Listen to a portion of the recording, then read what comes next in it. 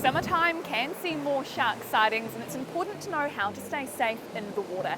So we're here in Taurua to chat to shark expert Riley Elliott. Yeah, look, there's some really simple tips if you do run into a shark that can help you keep safe and not escalate it into a situation you may not enjoy. At the end of the day, sharks are very cautious animals. If you maintain eye contact with them, much like a dog that's being naughty and you point at it, it will stay on guard, it'll stay away from you, and it'll be like, oh, this is a confident predator. If you be calm and confident, which I know is hard for the average person to kind of comprehend in a shark encounter, you won't activate that kind of kitten with the wool predatory instinct of these animals. But largely, you're very rarely going to run into a shark unless you are fishing or spearfishing or recreating in an area where some type of fishing activity is happening.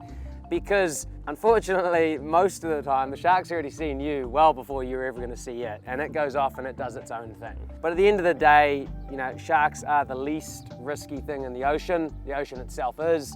So swim between the flags, get yourself a Coast Guard membership, wear a life jacket, and watch the weather forecast. Look, it's not a coincidence that we get more shark sightings over summer. It's not like there's a plague of sharks that comes in. It's not technically like warmer waters mean more sharks. The fact that we get more shark sightings over summer is because there are millions of us going into the ocean where previously we weren't. Everyone is about to go out here. You know what I mean? So the more people on the water, the more eyes, the more drones, the more phones, the more polarized sunglasses, the more boats. That is what the uptick of interactions with sharks are. The sharks have always been there. They live there. We tend to forget that. Historically, it's only ever been bronze whalers in these summer holiday hotspots.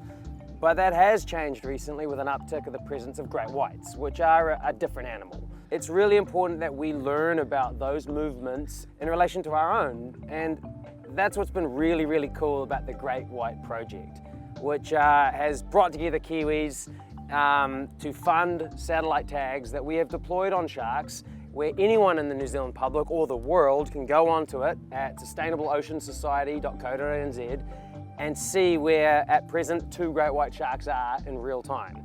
So this is the Great White app. And as you can see, there's New Zealand right there. There's 2 sharks that we have tagged so far, Takami and Daisy. And on here you can click their track, you can zoom in, and you can see where these sharks are moving. And what's amazing about satellite tags is you can track these sharks anywhere in the world they go. And they may migrate to Australia, to Stewart Island, the Chathams, and as far as the Polynesian Islands. And I have to really thank the Dream Factory, Isaac, other apps like this around the world. You know, it costs hundreds of thousands of dollars. Silicon Valley kind of time. Yeah. This is classic Kiwiana, where him and I have just been busting our butts. But we couldn't have done it with the help of Earth Ranger. They've set up the foundations of this, and obviously the other sponsors down here, and also to the New Zealand public, who have amazingly already sponsored 16 out of 20 satellite tags for these sharks. Awesome. Scientific fact is that we only have 30% of the world's sharks left.